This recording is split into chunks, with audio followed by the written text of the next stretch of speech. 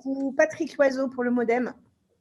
Oui, merci Madame la Présidente, Monsieur le Haut-Commissaire, mes chers collègues. Donc, Monsieur le Président, merci pour vos propos introductifs. Vous avez récemment fait un premier bilan de la pandémie que nous subissons depuis maintenant 1 an.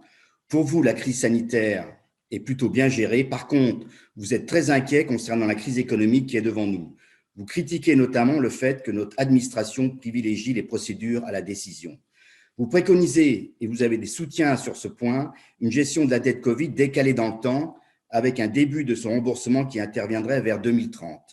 Vous faites cette proposition en précisant que la priorité pour la France doit dans l'immédiat être non pas le plan de relance, mais la mise en place d'un plan Marshall avec pour objectif une reconquête industrielle. Nous le savons, c'est une de vos priorités. Il faut que notre pays et l'Europe deviennent un espace économique aussi puissant que les États-Unis et la Chine. Aussi, Monsieur le Haut-Commissaire, ma première série de questions est la suivante. Quelle est la méthode à mettre en place pour y arriver et comment comptez-vous faire pour que ce grand plan Marshall de réindustrialisation prenne en compte une écologie non pas d'incantation, mais de solutions? En second lieu, notre pays s'engage dans un mix énergétique avec une ambition avérée de privilégier l'électricité, que ce soit pour le logement et les mobilités, qui sont les deux plus grands consommateurs d'énergie. Aussi, comment appréhendez-vous, en écho à votre récente note de ce matin, les conséquences de cette orientation?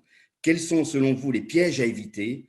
Ne faut-il pas, dans ce domaine, avoir une vision réaliste de ce qu'il est possible de faire ou de ne pas faire, en mettant en place un calendrier réaliste avec une prise en compte effective des souhaits de nos concitoyens? Enfin, vous avez émis le souhait qu'il soit donné la priorité aux petites lignes ferroviaires.